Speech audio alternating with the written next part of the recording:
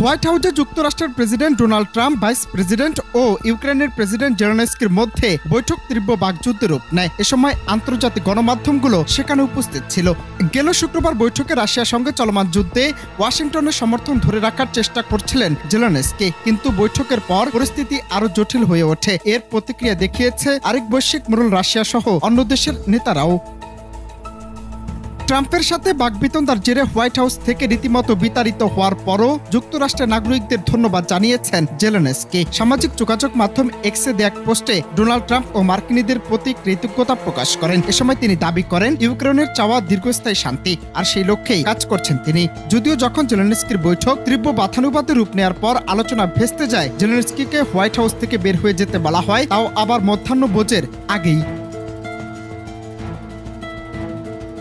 এর আগে মার্কিন প্রেসিডেন্ট দাবি করেন বিপুল সহায়তা পাওয়ার পরও যুক্তরাষ্ট্রের প্রতি যথেষ্ট কৃতজ্ঞতা প্রকাশ করছেন না জেলেনস্কি। তার অভিযোগ, জেলেনস্কি শান্তি চায় না। যদি তিনি শান্তি পুনঃপ্রতিষ্ঠা করার পক্ষে থাকেন তাহলে অবশ্যই হোয়াইট হাউসে আবারও ফিরবেন। বৈঠকে জেলেনস্কিকে একের পর এক আক্রমণ করে বক্তব্য দেন ট্রাম্প। জেলেনস্কি তৃতীয় বিশ্বযুদ্ধ নিয়ে জুয়া খেলছেন বলে অভিযোগ করেন ট্রাম্প। ট্রাম্প ও জেলেনস্কির মধ্যে মতপার্থক্য একসময় চিৎকার চেঁচামেচির পর্যায়ে চলে যায়।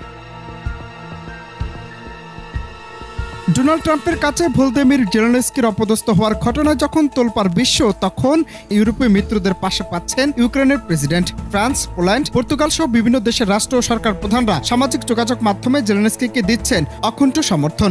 কানাডা, অস্ট্রেলিয়াও শেষ পর্যন্ত ইউক্রেনের পাশে দাঁড়ানোর ঘোষণা দিয়েছে, যা আন্তর্জাতিক সম্পর্কে এক অনন্য নজির।